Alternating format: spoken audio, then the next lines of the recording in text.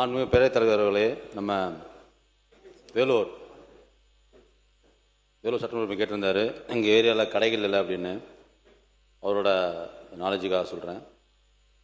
கிட்டத்தட்ட அந்த அணைக்கட்டு தொகுதியில் நம்ம வேலூர் மாவட்டத்தில் கிட்டத்தட்ட 511 ஃபுல் டைம் கடைகள் இருக்குது, 276 பார்ட் டைம் கடைகள் இருக்குது, மொத்தம் 787 கடைகள் இருக்குது. இது வரைக்கும் ரன்னிங்கள் இருக்குது. இதில் பார்ட் டைம் ஃபுல் டைம் இருக்குது. புது கடைகள் அவங்களுக்கு தேவைப்பட்டதுன்னா 800 பேருக்கு மேலே இருந்தால் பர்மனன்ட் கடைகளும், 300 பேருக்கு மேலே இருந்தால் பார்ட் டைம் கடைகளும் உருவாக்கியிருக்கோம்.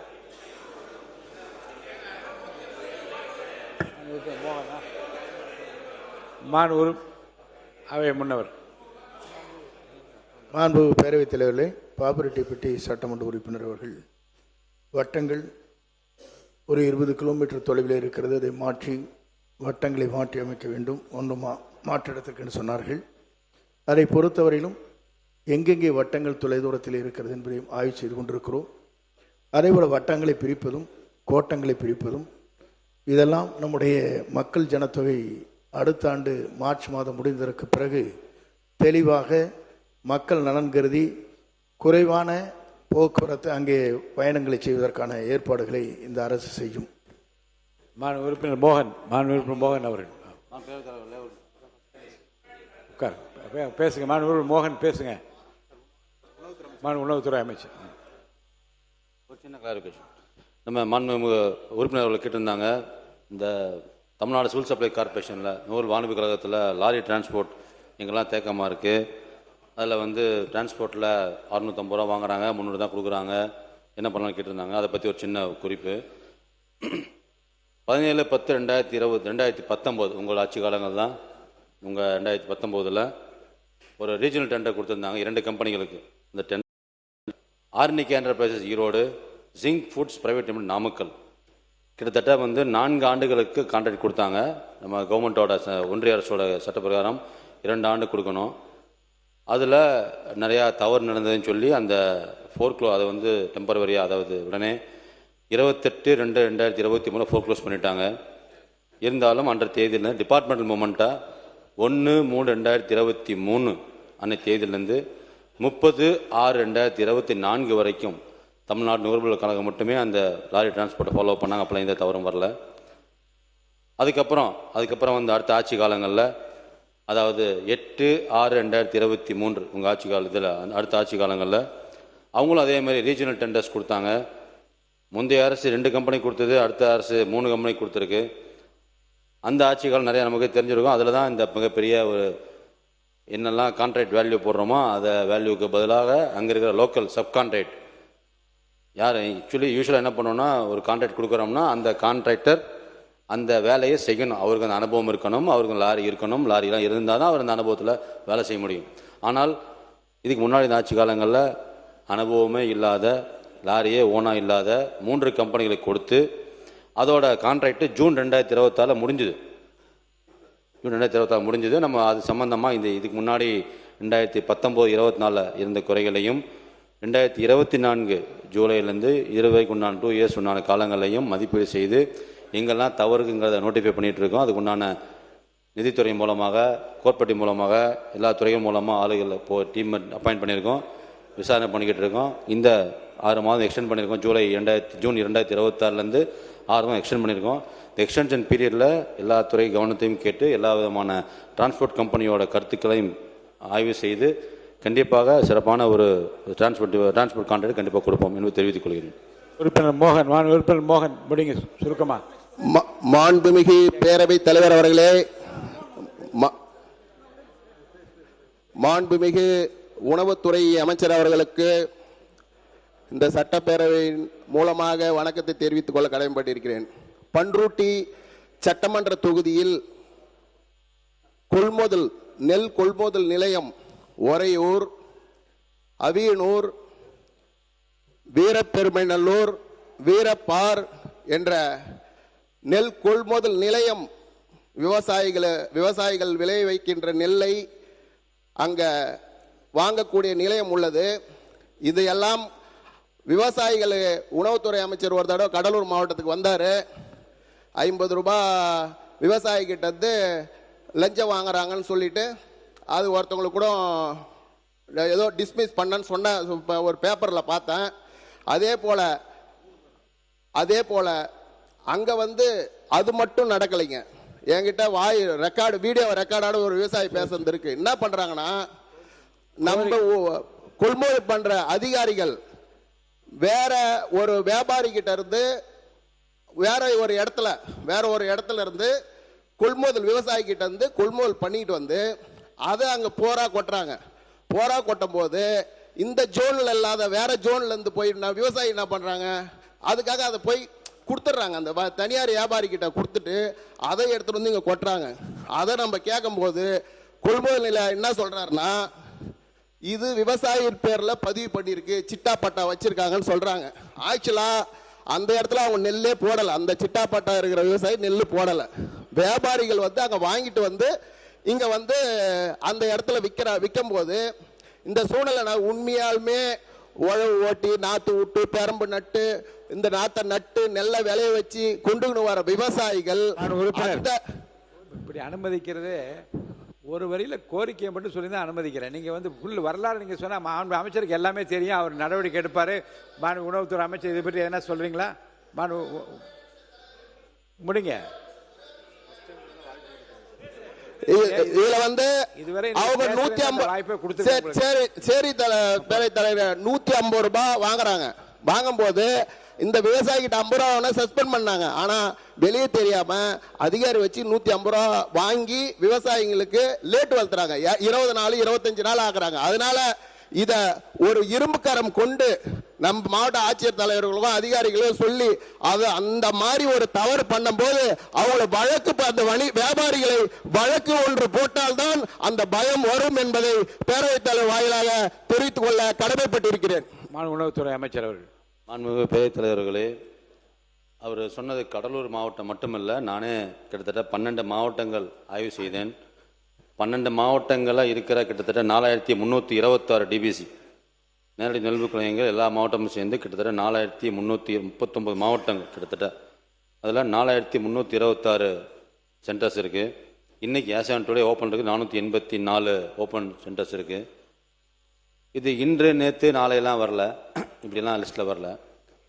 இது பல ஆண்டு காலமாக, குறிப்பாக முந்தைய திராவிட ஆட்சி காலங்களில் சிறப்பாக இந்த 50 ரூபா 100 ரூபா 20 வாங்குறாங்க.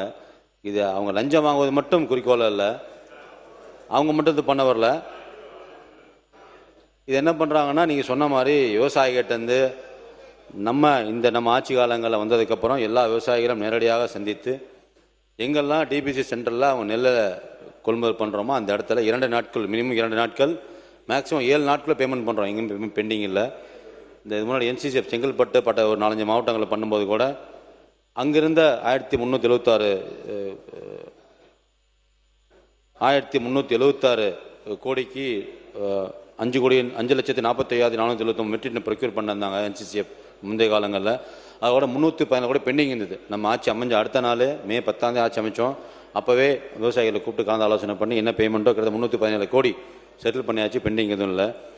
இவங்க என்ன பண்ணுறாங்கன்னா, இந்த மாதிரி நெல்லெல்லாம் கொள்முதல் பண்ணும்போது சில விவசாயிகள்லேருந்து நேராக அவங்க விலைக்கு அவங்க கமிட்டிக்கு போயிடுறாங்க. இங்கெல்லாம் நம்ம சில மாவட்டங்களில் கமிட்டிகள் அதிகப்படியான ஆளுமை பண்ணுறாங்க. அந்த கமிட்டிகள் நெல்லை கொடுத்துட்றாங்க. அந்த நெல்மணிகளை வாங்கிட்டு போய் உடனே இவங்க ட்ரேடர்லாம் சேர்ந்து அந்த நெல்மணிகளை உடனே அங்கே இருக்க மற்ற விவசாயிகிட்ட சிட்டா பட்டா அடங்கெல்லாம் வாங்கி அதை கொண்டு வந்து டிபிஎஸ்சியில் போட்டுடுறாங்க. இது அதுக்கு 100-200 வாங்குறாங்க. இதில் ஒரு பெரிய என்னோட ஆய்வுக்கு இப்போலாம் நான் புரிஞ்சுக்கிட்டது என்ன அப்படின்னா, எப்போவுமே இந்த அரிசி கடத்தல் பதுக்கல் இதெல்லாம் எங்கே இருக்குன்னா பார்டர் ஸ்டேட்டில் இருக்கும். தமிழகத்தில் இருக்கிற கேரளா, கர்நாடகா, ஆந்திரா இந்த பார்டரில் இந்த மாதிரி அரிசி கடத்தல் இருக்கும். இதுதான் நிறையா நம்ம பார்த்துருப்போம், கேட்டிருப்போம், கவனிச்சிருப்போம். நம்ம எல்லாருக்கும் பரவலாக தெரியும், பேப்பர்லாம் பார்த்துருப்போம். இப்போல்லாம் என்ன நடக்குதுன்னு அரிசி கடத்தல் பார்டர் ஏரியாவில் இல்லை, மாநிலத்தோட எல்லைகள் இல்லை, சிட்டிக்குள்ளேயே வித்தின் சிட்டிக்குள்ளே இங்கே போனால் திருவொற்றியூர்லையோ அல்லது நம்ம சிட்டிக்குள்ளேயே இந்த கடத்தல் நிறையா பக்கம் பார்க்க முடியுது. இதெல்லாம் இவங்க தான் ட்ரேடர்ஸ். எப்படி வந்து ஒரு ட்ரேடர் வந்து நெல்லை விவசாயிட்டேருந்து வாங்கி கமிட்டியில் வாங்கி அந்த நெல்லை எப்படி வந்து டிபிஎஸ்சி கொடுக்குறாங்களோ அதே போல் பெரிய ஊழல், பெரிய ஒரு சிஸ்டம் உள்ளே இருக்குது.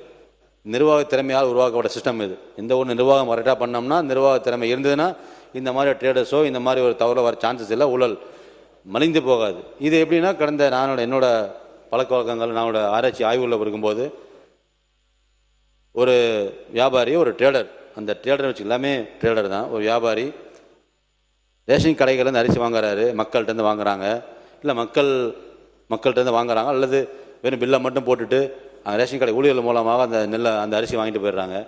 அந்த அரிசி மூட்டை மூட்டையாக பேக் பண்ணி அந்த மூட்டைகள் நேராக அரவி ஆலைகளுக்கும் அரிசி ஆலைக்கு வந்துடுது.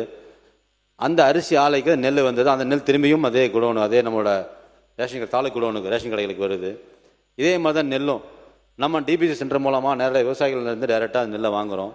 அந்த நெல்லை வாங்கி அரவி ஆலைக்கு அனுப்புகிறோம். அந்த அரவி ஆலைகள் இருக்கிற நெல் அது அப்படியே தான் இருக்கும். அந்த நெல் திருப்பியும் அதே ட்ரேடர் மூலம், இதே ட்ரேடர் மூலமாக, இதே ட்ரேடர்ஸ் திரும்பியும் வேறொரு மூலமாக இதே டிபிசிக்கு நெல் வந்துடுது. இது ஒரு சர்க்குலேஷன். இந்த சர்க்குலேஷனை இன்று நேற்றெல்லாம் வரல, பல ஆண்டு காலமாக நிர்வாக திறமையற்ற காரணங்களால் இந்த துறையில் இது ரெகுலராக நடந்துகிட்ருக்கு. அதனால தான் இப்போ பார்த்தோம்னா இந்த சிட்டி சப்ளைஸ், நம்மளோட சிவில் சப்ளை, சிஐடி துறைகள், நம்மளோட துறைகளை பார்க்கும்போது எல்லாரும் கேரளாவில், கர்நாடகாவில், ஆந்திராவில் அரிசி எடுத்துகிட்டு போய் அவங்க மக்கள் சாப்பிட்றதுக்காக கடத்திட்டு போவாங்க. இப்போ அந்த கடத்தல்கள் மாறி ஊழல் செய்வதற்கும் திருட்டுத்தனம் பண்ணுறதுக்கும் மற்ற ஒவ்வொரு ஆக்டிவிட்டிக்காக இது உள்ளுக்குள்ளேயே நம்ம தமிழ்நாட்டுக்குள்ளேயே விவசாயிகளை ஏமாற்றுவதற்காகவும் அதில் ஒரு ஊழல் செய்வதற்காகவும் இந்த ட்ரேடர்ஸ் பெரிய மார்க்கெட்டாக இயங்கிட்டு இருக்காங்க. அதை நம்ம முதலமைச்சரோட கவனத்துக்கு கொண்டு வந்திருக்கேன். அது அவரோட அறிவுறுத்தல் பிரகாரம் பல இடங்கள் ஆய்வு பண்ணி பல இடங்களுக்கு ஸ்டெப்ஸ் எடுத்து இந்த 40 ரூபா, 50 ரூபா, 60 ரூபா வாங்குற ஒரு டிபிசி இருக்கிற கிளர்க்கு லெவல்லேருந்து ஆலை உரிமையாளர்னு பார்த்து பேசியிருக்கேன். ரேஷன் கடைகள் இருக்கிற ஒரு ஒர்க்கர்ஸையும் கூப்பிட்டு இதை மாதிரி பண்ணக்கூடாது, ஒவ்வொரு ரூபாயும் மக்களுக்கான பணம், மக்களுக்கான நிதி, அரிசி இல்லாமல் உணவு இல்லாமல் எந்த மக்களும் பாதிக்கப்படக்கூடாது. நீங்கள் அரிசி மக்களுக்கு கொடுக்கவில்லை என்றால் அது வேற ஒரு திட்டங்களுக்கு போய் சேரும். நம்ம இருக்க அங்கன்வாடி மையங்களோ, இல்லை காலை உணவு திட்டம், மாலை உணவு திட்டம், பள்ளிகள், கல்லூரிகள், நம்மளோட ஹாஸ்டல்ஸ், சமூகத்துறை ஹாஸ்டல்ஸுக்கு போகும், ஹாஸ்பிட்டல்ஸுக்கு போய் சேரும், சிறைச்சாலைகளுக்கும் நம்ம உணவுப் பொருள் தான் போகுது. இந்த மாதிரி எல்லா துறைகளுக்கும் போய் சென்றடைகிறது. அதனால் எந்த இடங்கள்லையும் ஒரு நியாய விலை கடையில் இருக்கிற ஒரு ஊழியரை கூட தவறு செய்யக்கூடாது. ஒரு குடோனில் இருக்கிற ஒரு லோடுமேன் கூட, கூலி தொழிலாளர், சுமை தொழிலாளி கூட இந்த அரிசிகளுக்கு உடந்தையாக இந்த கலப்படத்திற்கு, இந்த ஒரு நிர்வாக திறமையற்ற இடத்துக்கும் இருக்கக்கூடாதுங்கிறத முனைப்பாக சொல்லி, இப்போ நான் முதல்ல சொன்ன மாதிரி ஒவ்வொருவருக்கும் நம்மளோட துறையோட அவசியத்தையும், அத்தியாவசிய உணவுப் பொருட்கள் துறை அதை விளக்கமாக சொல்லிக் கொடுத்து இது எங்கெல்லாம் இந்த ட்ரேடர் ஆக்டிவிட்டிக்கோ அதெல்லாம் கட்டுப்படுத்த முயற்சி பண்ணிக்கிட்டு இருக்கோம். இன்னொரு சில மாதங்களில் உருவான ஆக்டிவிட்டி எடுக்கப்படும். நன்றி. டாக்டர் திருப்பதி பேசு. டாக்டர் திருப்பதி. மாண்புமிகு பேரவை தலைவர் அவர்களே, வணக்கமுடன் தெரிவித்துக் கொள்வது, நான் திருப்பத்தூர் மாவட்டம் புதியதாக ஆரம்பிக்கப்பட்ட மாவட்டம் என்பதால் பெரும்பான்மையான அரசு அலுவலகங்கள் அங்கு இல்லை. கூட்டுறவுத்துறையின் சார்பாக ஏதாவது பயிற்சி மேற்கொள்ள வேண்டும் என்றால் அருகில் வேலூருக்கோ அல்லது கிருஷ்ணகிரிக்கோ சென்று வர வேண்டும் என்று உள்ளதால், அதனால் கூட்டுறவு பயிற்சி மேலாண்மை நிலையத்தை ஆரம்பிக்கும்படியும், அதேபோல் உதவி இயக்குனர் தணிகை அலுவலகம் திருப்பத்தூரில் ஆரம்பிக்கும்படியும் மற்றும் உணவு பாதுகாப்பு துறையின் மூலமாக அங்கு